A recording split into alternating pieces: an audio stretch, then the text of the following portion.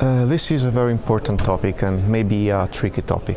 Indeed, it has been found that by a large part of literature that RBD may be an harbinger of a subsequent neurodegeneration, the development specifically of an alpha-synucleinopathy, such as Parkinson's disease, dementia with Lewy bodies, or multiple system atrophy. The problem is that nowadays we cannot predict with certainty, but even if with less certainty, who will actually convert to this condition and when, and what trajectory will the patient follow. And I think this is actually important to individualize the message for the patient and also ask the patient and try to understand what the patient actually wants to know.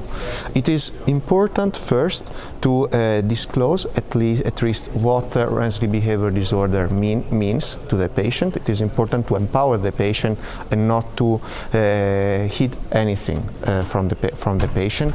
It may be useful to use different kind of vocabulary, different kind of language to make the patient better understand. For example, even if it's just personal experience, what I've been doing in my clinic is introducing the patient that are isolated RBD maybe is actually a disorder of aging. So it means that some parts of his brain are actually aging.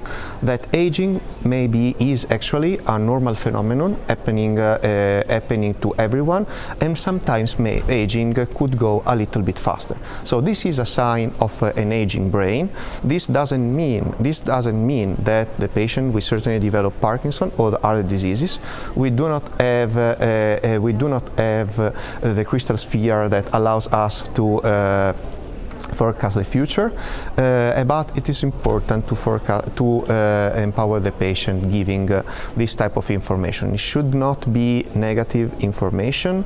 It should be positive, suggesting to have a healthier quality of life, and considering that aging is a part of everyone, and there are nowadays research try to define better trajectories, but unfortunately not being up to now disease-modifying therapies for this kind of disease, I think it's very important to individualize the message and to introduce to the patient to this topic without being harm, giving also on the other side unwanted information.